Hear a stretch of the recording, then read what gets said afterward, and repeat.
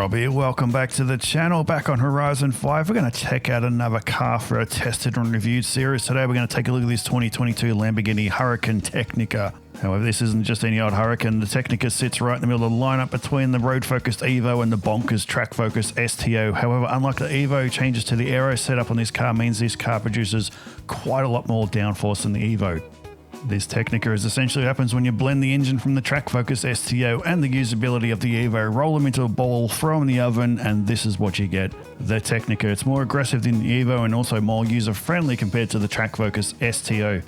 At the heart of the Tecnica is this 5.2 litre naturally aspirated V10, no turbos and hybrid systems here, just good old-fashioned engineering, 630 horsepower as a result. This is the same engine that's in the track-based STO, so it's a high revving engine up to around 8,000 RPM, and it does sound quite nice. Power sent to the rear wheels only through a 7-speed dual-clutch transmission. Now, unlike most Lamborghini supercars, Lamborghini chose to make this Tecnica rear-wheel drive for better driver engagement. As a result of being rear-wheel drive, it is a little bit lighter than the Evo, but not too much to get excited about. Tipping the scales at 1543 kilograms. Inside, as you expect, a lot of Alcantara and carbon fiber. I quite don't like the interior, but that is just me. Overall, it is a fantastic looking car. Let's see what it's like to drive. All right, first up, a brake test for the Tecnica with its carbon ceramics. Quite impressive, 150 Ks down to 0, 34 meters.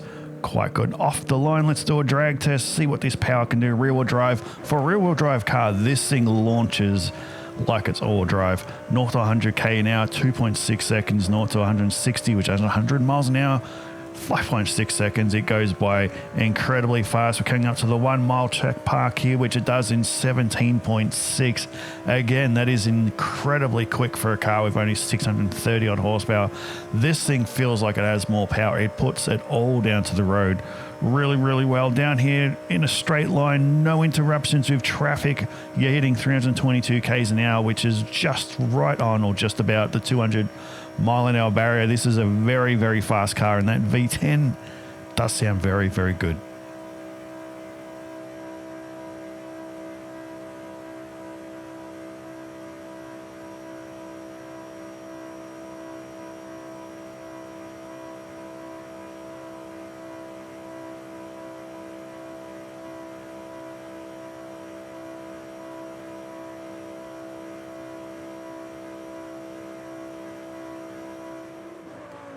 All right, we've got to find out how good this thing is to drive. So I brought it to the test track I built here on Event Lab Island. Multiple corners on this one. A bit tighter than you get in the regular Horizon races, just to really test out the handling of these cars. This car is very confusing to drive because it's a Huracan. You're used to them being all-wheel drive. With it being rear-wheel drive, it takes a little while to reprogram the brain because this thing will drift out if you really push it. Rear-wheel drive, 630 horsepower. You got to remember it's not all drive. You don't have the safety blanket that is the regular Huracan. You don't have that level of grip. It does grip really well if you drive it properly, but if you want to thrash this thing, it will slide and drift quite comfortably. It is, like I said before on the drag strip, out of the corners, this thing, the launch is just incredible. It puts all its power down to the road. There's so much grip.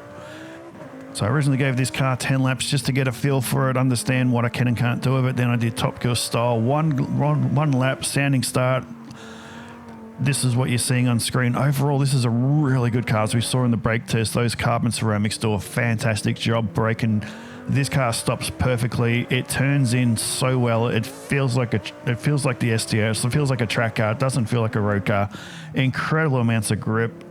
You can plant this thing out of the corners. The acceleration is absolutely brutal. Again, it feels like it has more power than it does through the chicane. Wasn't too bad. Again, that's just up to me. I'm not as good through the chicane as I ought to be. I'm going to redesign that when I rebuild this track and continue this series on Horizon 6 in a couple of months' time. But overall, this is by far the fastest car I've driven out here in this series, and I think it's quite comfortably going to beat the 2018 Ford Mustang GT by a couple of seconds, but overall, I can't fault it. It is perfect. 10 out of 10. Absolute joy to drive. All right, there we have it. A new record holder around my track, 149.8 for the Tecnica, which is an incredibly impressive lap considering it's all-wheel drive. It was able to fly around here quite comfortably. I knew it was going to crush the Mustangs as well. I thought it would do a low 50s. When I saw it got into the 140s, that was a lot better than I was expecting. It's a seriously fast car to drive. I'm glad we got it. I was a bit late to driving it. I've had it in my garage for ages. Hopefully it's one of the ones coming around for Horizon 6 because it'll definitely get more of a drive around Japan and Tokyo when we get that in a it's a few weeks time away, and 2 months nearly. So I'm ready. Anyway, I'm Rob. Stop rambling. That is the Huracan Tecnica. 10 out of 10. Perfect car to drive. Looks and sounds fantastic. Shall be back soon with another video. Until then, see you later.